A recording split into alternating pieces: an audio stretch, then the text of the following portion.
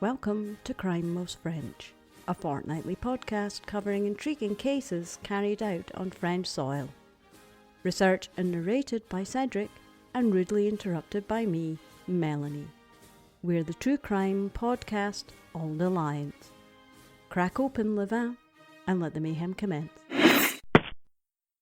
This is episode 97, the Jean-Pierre Treiber affair. In November 2004, Geraldine Girault, daughter of a famous actor in France, and Katia Lherbier disappear without a trace. A man is quickly arrested, but is he really guilty? On the 4th of November 2004, Katia Lherbier enters a police station in Sens, in Burgundy, north of Paris. She's worried because she hasn't heard from her 32-year-old sister, Katia, since the 1st of November. She hasn't called, she hasn't gone to work since the 2nd. She hasn't gone where she was supposed to go, where people were expecting her. She hasn't warned anyone that she was going away. It's not normal for Katia. She's normally punctual, and in her work, she works for a center for disabled people. She plans things ahead all the time. She doesn't improvise anything. You can't. So, what happened? So this is a time where we don't have smartphones, but... Not yet, no. The youth are all still kind of like using Facebook at this point, so... Yeah, Facebook existed, but it was really the start in 2004. I went to university with kids around about that time, and they were all obsessed with Facebook, being on it all the time, and I see. Putting every second of their lives up on it. Before it turned into the geriatric graveyard that it is now. Already 2 days earlier, Katia had said that she would look after her two sisters' kids at her house for the evening. But when the two sisters arrived with the kids, Katia wasn't there. The house was empty, nobody answered the door. The two sisters went back home, but they started to worry about what could have happened to Katia. Yeah, I mean, if you're kind of like, presumably that's the nieces, nephews, whatever. Yeah, it would be, yeah. So, I mean, it's family. You're there for family. So, for her not to be there, that's very suspicious. Well, especially since she said she would look after the kids for the evening. Yeah, exactly. And she wasn't there. Mm. So they call her friends, anyone they can think of, and nobody has seen Katia in the last few days. Mm. The police opens an inquiry straight away for a missing person. They start digging into the woman's life and her last known whereabouts. In her report to the police, Marielle declares that she's sure that Katia is with Geraldine Girault, and that something happened to them. Two of them? Two of them. Okay.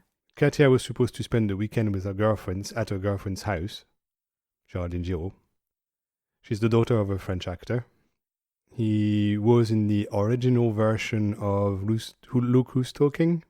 You know, the talking baby film? Yes, He was in the French original of that. Oh, I see. It's another one of these films that have been appropriated by the US. Yeah. It was originally in the very early 80s a French film. So he was one of the actors in that. So they were supposed to stay at her house in La Postole, in the countryside, about 20 kilometers from Sens. A few days later, Roland Girault, the dad, Geraldine's dad, the actor, reports his daughter's disappearance because she hasn't shown any sign of life for a few days. She normally calls pretty much every day, and he hasn't talked to her since the 1st of November. But the difference is he has connections because he's famous. Yes, of course. So when he says my daughter's missing, everyone the very jumps. top of the justice system gets an email. Yes. And they're told, you need to go and fix that. Yes. And no doubt the press are then whipped into a frenzy when they find that out. Yes, exactly. So as soon as that happens, then the two women are being searched by a lot of people. Mm. The two women had met earlier via Marie-Christine van Kempen, who's Geraldine's aunt. Marie-Christine and Katia were roommates at the time. So that's how they met. Geraldine's car, a metallic grey Peugeot 206, has also disappeared. The two women were in it the last time anyone talked to them. She was in fact on the phone with her mobile. She had a mobile phone, yes, but not a smartphone. Yeah. To a friend when Geraldine was cut off mid-conversation. Oh, I see. She wasn't on her phone like playing Snake, because no doubt it was a Nokia.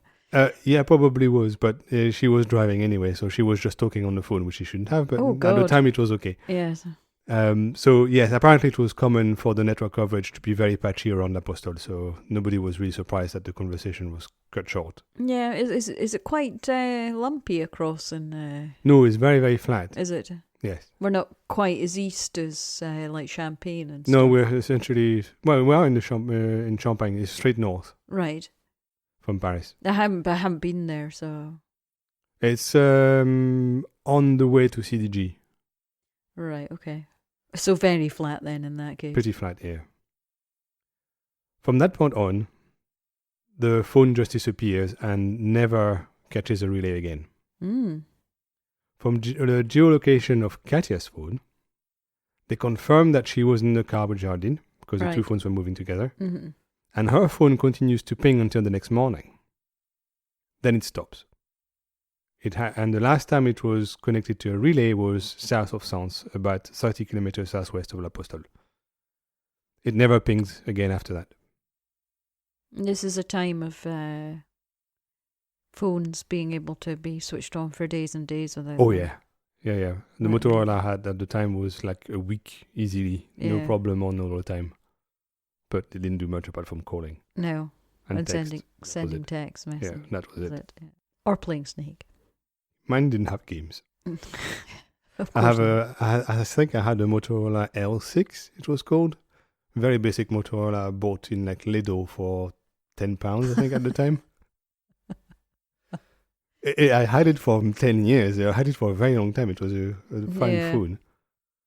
Anyway, the two women aren't completely gone by that point yet.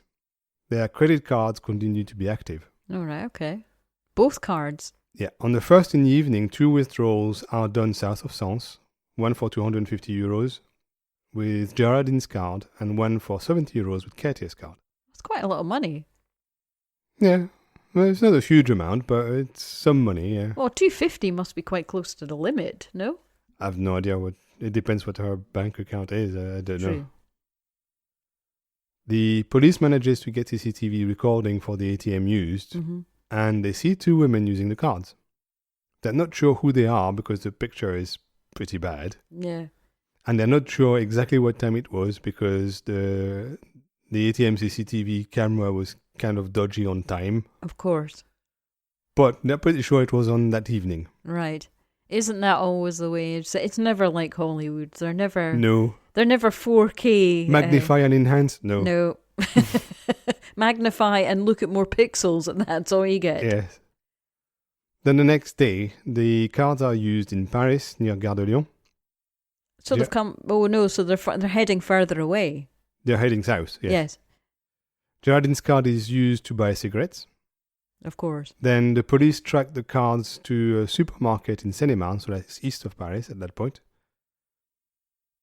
It's about an hour's drive from L'Apostole.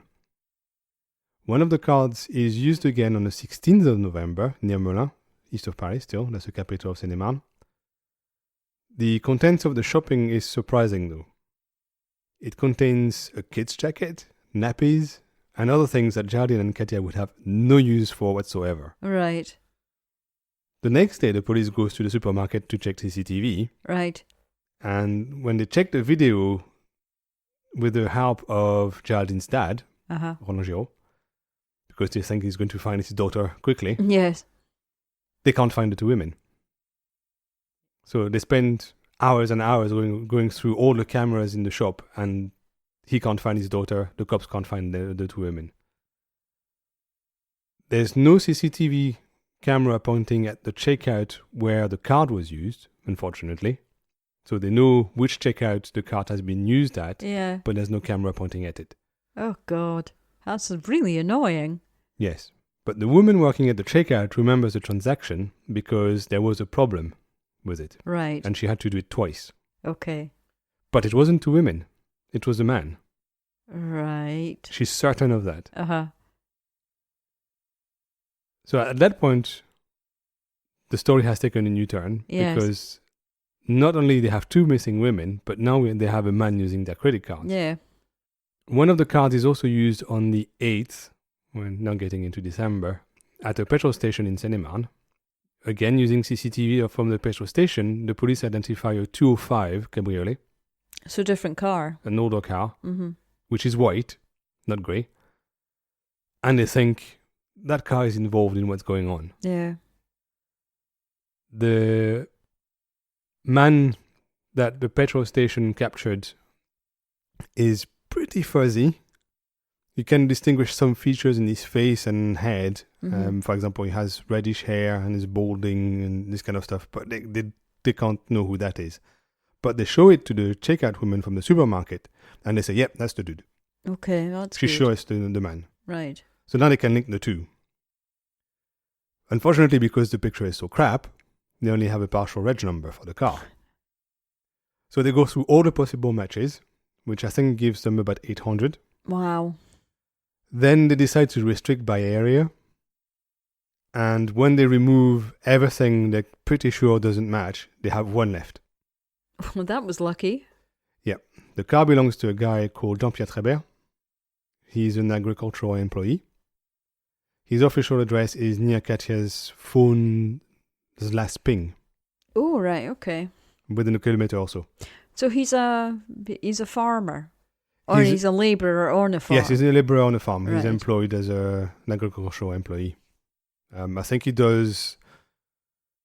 looks after woods, Oh, right, okay. something like that. So land management. Essentially, yes. Mm-hmm. When he's searched by the police, they find the two credit cards in his wallet because they find him no problem. They know who he is. Right. He's arrested on the 23rd of November for kidnapping, fraud, theft, and a bunch of other exactions, and sent to jail on the 25th of November. Well, hang on a minute.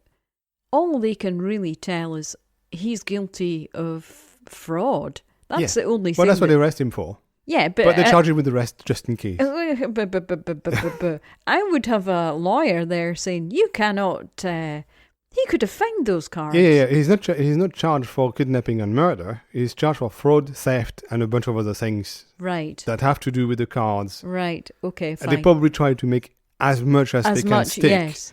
So they probably stretch as much as they could Mm-hmm. the use of the cards. Yeah. There might be some other exactions that are linked to using somebody else's card without their permission. I have no idea, but that's probably what they did. Yeah. But they're not charging him for murder or kidnapping or anything like that Right, because they right, can't yeah. make that stick. Because that's a ginormous leap. It's a big leap, yes. They're pretty sure it's him, but that's a big leap. Chances are, yeah. But I Yeah. mean, come on. You have to play the game. You have to prove it. I mean, let's It's face it. At better if this you do, moment, yeah. all we've got are two missing women. That's all Yes. we've got. Yes. During questioning, Treiber gives a number of stories to the police. That's never a good start. I thought you said Trevor there. No, You said Treiber. Trevor? I've never met a French Trevor. Treiber, Yes. probably from the east. Some of the stories he gives are pretty far-fetched. Oh, God. Here we go. For example, one of them is that he knew Katia and helped her and Geraldine to disappear to start a new life away from their judging families because they're lesbians. Oh, I see. Okay.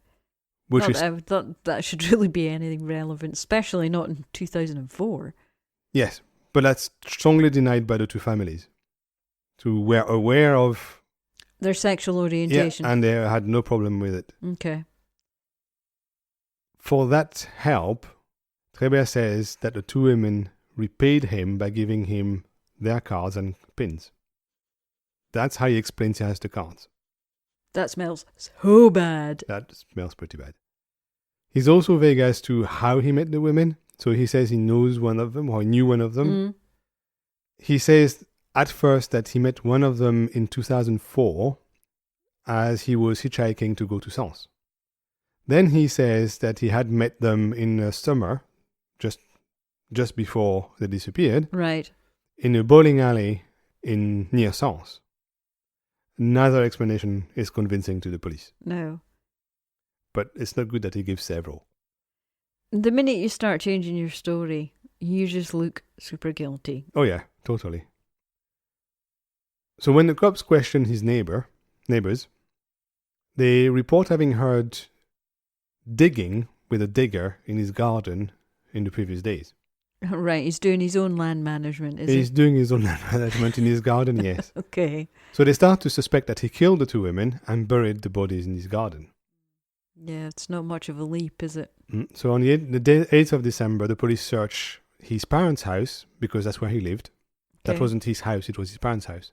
Well, yeah, I mean, I'm thinking if he's working in the land and he doesn't own the land, then you tend not to be that wealthy.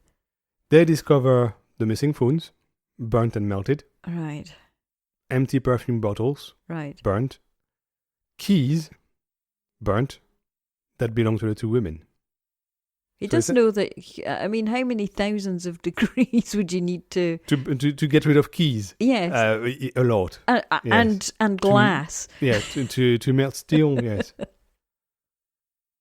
So at that point, they know something happened to them, because why would they leave those things in his house? Yeah, definitely. Or near his house, because it was in the garden in a like burnt pit or something. Yeah. I mean, even if they had given you their credit cards and their phones and their... Why bury them? Yeah, and why keys? And why burn them? And it's perfume. just weird. Yeah, yes. No, it doesn't make any sense. Yes. You murdered them. It kind of looks like it, yes. And the police is pretty sure that's what he did. Mm. So they go back the next day, and they start looking around the garden. And they are intrigued by a well at the bottom of the garden that's covered with a concrete slab. When they open it, there's a small 30 centimeter opening in the concrete that you can lift. Uh-huh. They see a pile of stones at the bottom and some orange cloth sticking out. And it surprises them because at the bottom of the well, it's pretty damp and any cloth would decompose really fast. Yeah, I would imagine. So they decide to look into that well. The minute they open the opening... Oh God, don't tell me it smells. Treiber looks in and says, "Fuck, he killed them." And at that point, all they could see in there is stones and some orange spot. And that's what he says. So they push him away. They don't want him near the well. And at that point... Why on earth was he there? I don't know. He was there. That's all I can tell you. I mean, he's not a member of the police force. No, but... Was he doing research? They must have taken him there. I don't know why. That's just lunacy. Yes. Oh, just because I'm famous, I get to do what I want. Yes. When have we ever heard any... Oh, really, honestly, that really boils my piss. Let the police do their jobs and stop fucking interfering. Yeah, but he's guilty, probably, So that takes the police by surprise a little bit. Yeah. Because they don't know what they're looking at. As far as they're concerned, it's a well with some stone and some orange bits at the bottom. Yeah. That's it. And he says he killed them. But it's really weird that they would take, like, a prisoner. Yeah. I don't know. Maybe they were questioning him at the same time. I don't know. I don't have any details about that. I got the wrong end of the stick there. I thought the acting father was there. No. It was the guy. My bad. But yeah, I mean, to take someone at that stage of an investigation into the back garden. Yeah. There is something inherently creepy about we've got a well in our garden, and it just creeps me the fuck out. So at that point, they haven't gone down yet. Mm-hmm. But when they do, and they start moving the stones, right, they discover two bodies. Oh, God. So an autopsy is performed on the bodies, and first it confirms the identity. Yeah. And they are the two missing women. Poor women. It also shows Poor that ladies. the women weren't kept prisoner or tortured for any length of time. So it happened quite fast. Yeah, there's been no sexual violence either. And the tests reveal traces of chloroform.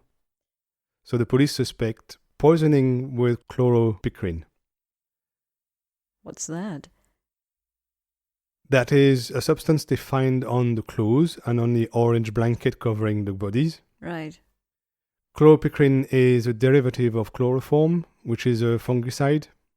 And it's used on farms Oh, right, okay. And they think that Treiber, by his work, would have had access to it. Yeah.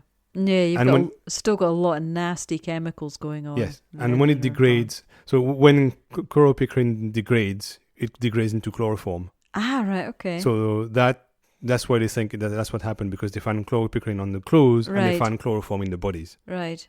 On the 17th of November 2006, that's 2 years later, they do a reenactment to check if Treiber could have moved the bodies on his own. Because as we know from Mythbusters, moving a dead body is hard work. Yeah. So they weren't sure he could have done it on his own. So they tried with mannequins that they weigh the same way as the women to see if he could have carried first the bodies across the garden and the house and all that, and also pushed into the well because the opening is quite small. Yeah, but this is... does he live rurally? It is kind of rural, but not completely. It's in a small town. Because, I mean, if he had the bodies at home, then he could easily pop them into a wheelbarrow, surely, one at a time, and then just pop them down the hole. Still needs to lift them and move them around, but they were more interested in knowing if he could have moved them through the small hole. So they got a Bernard mannequin and then... Yes, and they tried to see what position and what rigidity would have been required, because then it helps them knowing when it happened and when they died. Yeah. So they do lots of tests and they conclude roughly when they were killed. I mean, it must have been quite difficult to... well, no, actually, I guess the ambient temperature would have been quite steady. It just would have been damp. In the well, yeah, probably. Yeah, it would have been pretty much consistent. Yes. Yeah. Yeah. And the reason why they're very interested in that is not just that they want to know if he could have done it. It's also because they found his DNA on their clothes, but they also found DNA from an unknown male. Oh. So the question is, was he on his own, or did he have an accomplice? Yeah. Was there, I take it, the dad, was he of an age where he wouldn't have been much? No, they don't test, they don't know. They don't know who that is. They can't find any match for the DNA. They also find his hairs on Geraldine's jacket. And again, some of them belong to someone else, and they don't know who. During his time in jail awaiting trial, because that's why he's sent. Yes. Treiber is a perfect prisoner. He's never angry. He's always polite. And that gets him a supervisory position in the prison where he runs a team of 6 prisoners that work there. Mm-hmm. And in fact, he's playing the long game. But they don't know at the time.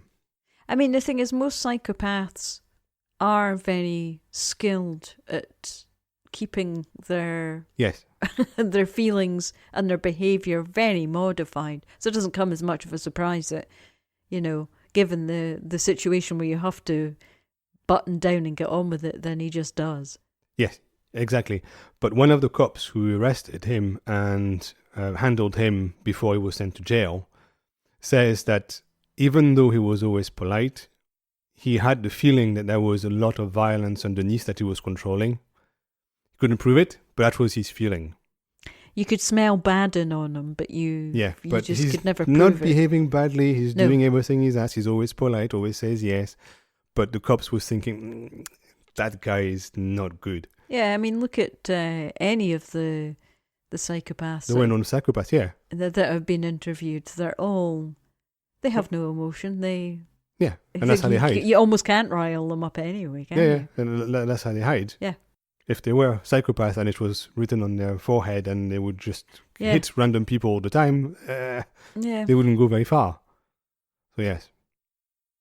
And that's probably true, because on the 8th of December 2009, so again 3 years later, at about 6:30 p.m., Treiber is nowhere to be found in the prison. He's managed to escape? The guards look for him everywhere, but they have to conclude what's obvious. He's escaped, yes. Wow. 8 hours earlier, he had climbed into a large cardboard box in which he had made holes to breathe. Okay. The box had been collected by a transport truck at 11:30 with a lot of other stuff from the prison. Mm-hmm. And nobody noticed he was in one of the boxes. Because in the workshop where he was working with 6 prisoners, they were handling lots of cardboard boxes. Right. And obviously, he was trying to make people believe he was a nice guy and did it for a while. Yeah. All the time having that plan to escape in the boxes. So in the minute the back is turned and it's the right time, he takes advantage and he of had it. planned his escape very well because he had told everyone that he was going to an appointment with a lawyer that afternoon. Okay. So no one was surprised when he wasn't there in the afternoon because he had told everyone he would be away. So maximising the time, he could get far enough away. Exactly. But when the evening came and he wasn't in the prison, then they had to decide, okay, he's gone. Yeah, we fucked up. Yeah. So they set up a search operation in the area and at first nothing is found.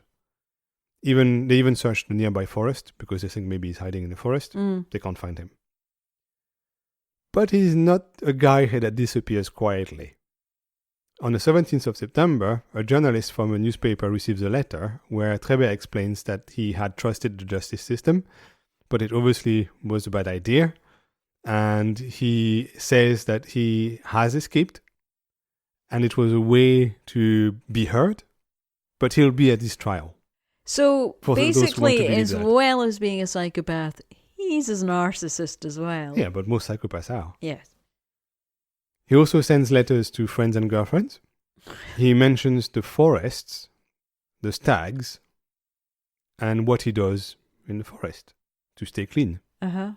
Because when he was working on the farm, he was working in the forest. So he mentions that he knows everything, and he mentions that watching the stags in the morning in the fog and all that crap. And that nearly gets him caught. Because in one of the letters, he mentions a tree in a nearby forest with a heart carved on the trunk where they can leave letters for him to pick up.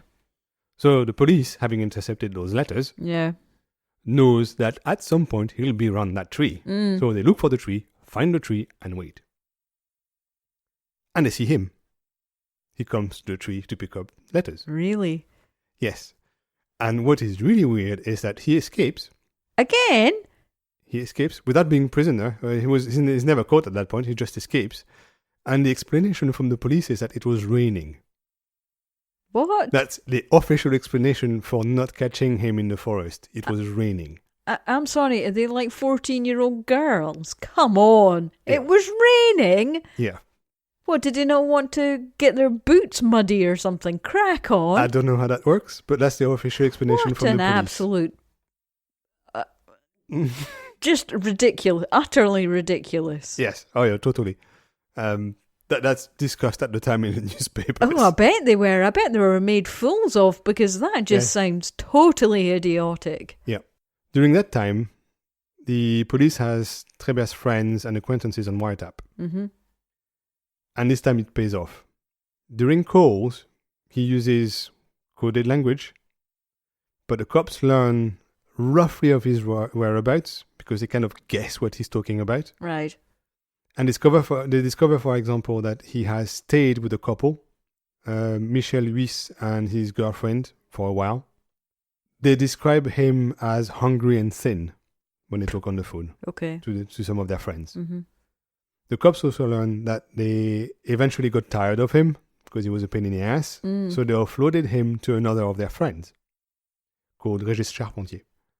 I think they should be lucky that I think he's not just a pain in the ass. He seems to be a bit murdery round about the edges. Yes. Régis Charpentier looked after him because he's hoping to be paid for it. The cops figure out that Treiber is housed in Charpentier's daughter's studio in Melun that was empty. Right.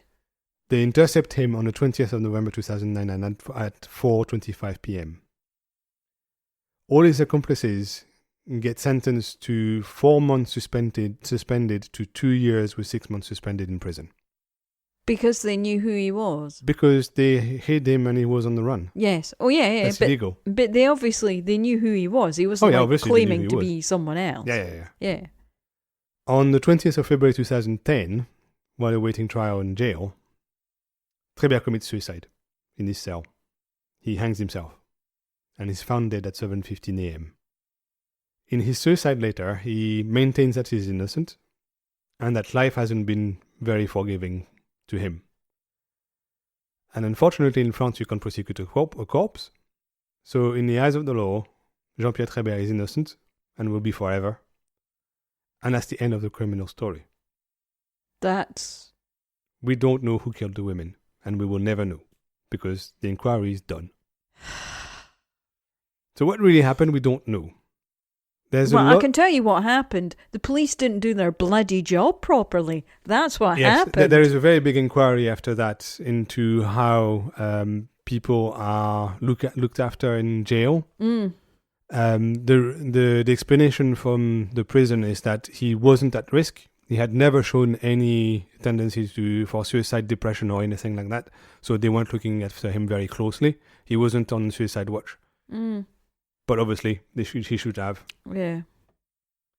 There's a lot of suspicion that rests on Marie-Christine, Geraldine's aunt. Remember? That's how they met. The one who was dropping her kids off. No. She's the one who was a roommate with Katia. Oh, yes. And that's how Geraldine and Katia met. Yes. She doesn't have a good relationship with Roland Girault, her brother-in-law. In fact, she hates him. Oh. But at the same time, she depends on him for living. He pays for her house. Oh, right, I see. He's so disagreeable. Yes, that he pays her house. Yeah. Yes, yeah. Rock on, woman. Yeah. Pay your own way if you don't like him. Also, the police found an ambiguous letter in her house that seems to show jealousy towards Geraldine and a possible love relationship with Katia. Oh, love triangle. She's even arrested for a while. Right. But the police can't find anything linking her to the story. So they suspect her. They read the letter and they say, whoa, something is going on between the three, but they have nothing else. Yeah, that doesn't lead directly to murder. No, but they think first there's bad blood between her and the Girault family. Yes. But apparently entirely on her side. Yes. Because they pay for her house. Oh, yeah, quite But clearly. also, they think there's a love triangle, and she was very jealous of Geraldine that she saw as she stole Katia from her. Yeah. Oh, well, I'm sorry. That isn't enough. I mean, this guy's DNA. Yes. Their bodies are, in proximity to him and where he stays on the his parents' land, and the DNA. Yes. So he's totally involved. There's no doubt he's involved. But he clearly wasn't involved on his own, if there's... Well, that's the thing, because there's lots of holes in the story. For example, they can't understand how he met the two women. He had no reason to have met them. I was going to say that to you. How did he come across them? Yeah. Well, he gave two different stories. Yeah. That both unbelievable. Yes. They make no sense. And they have no other reason why he would have known them. He didn't live near them. He didn't live in the same circles because... It's very, very fishy. Yeah. Geraldine was a famous actor's daughter. Right, yeah. Both Geraldine and Katia were singers. Right. Oh, right. Okay. Marie-Christine was a failed opera singer. Okay. She wasn't good at it. But that's how she tried to earn a living. Right. It had absolutely nothing to do with any of that. So, I mean, they're not even going to be travelling in the same social circles. There's absolutely... The police can't find how or any good reason for him to have known them at all, ever. So that's why they're looking for another link. And Marie-Christine is kind of a good link. Yeah. But again, how would he know her? Yeah. I mean, once again, she's a failed opera singer, but she's still... Yes. She's not going to be... There are very interesting things. For example, one of them is that when Treiber is questioned, he seems to be very aware of the Girault family's inner workings and relationships. Right. He's not part of the family, he has no reason to know what happens in that family. He even knows and mentions to the police allegations of incest between Roland Girault and his daughter. God. That nobody would have known, that were actually a thing, that did happen. Really? But incest didn't happen. Ah. The story about him being accused of incest is something that happened, and that came from Geraldine. And the reason why it came from Geraldine is that it's something that Marie-Christine convinced her of. My God. So there is a weird link in there, because he knew about the accusations, which were not public. Nobody knew about it. Yeah. Except the family. How did he know that? If he didn't know the family, how did he know that story? So they're thinking Marie-Christine is linked to it. They don't know how. They don't know how she would have met him. They don't know exactly what happened. But he knows things he can't possibly have known on his own. Yeah. So basically, the inference being she paid a couple of guys to get rid of them. That's what they're thinking. Yes. And he wasn't willing to... He didn't say anything? Give an accomplice name or be told why, the motivation for... Yeah. It's just... And in addition to that, the police finds traces of chloroform in her basement on discarded cloth. She explains the chloroform by saying that the previous owner of the house used an insecticide in the house. But the tests show that the insecticide she mentions doesn't contain chloroform. Ooh. So that is a lie. She is fishy. She is very fishy. She also tries to explain it with a dead cat that would have been poisoned with chloroquine, the poison they found on their clothes. Yeah. But there's no cat found during the first search of the house. But there is one found during the second search of the house. The next day. Oh, I'm sorry. She should go straight to prison and fucking straight to hell. She went and fucking killed a cat for a bloody alibi. She says she never goes to the basement, so it's nothing to do with her. Aye, bullshit. Oh God, that's really annoyed me. So overall, her testimony is super dodgy and totally inconsistent. But it's not enough to bring charges against her. No, and she probably will never be able to be proved that she murders animals for no reason. Ugh. And she's the only suspect they have outside the guy who committed suicide. Yeah. They never identified the additional DNA. But it's on record, presumably. Yes, but it never matched anybody. Right.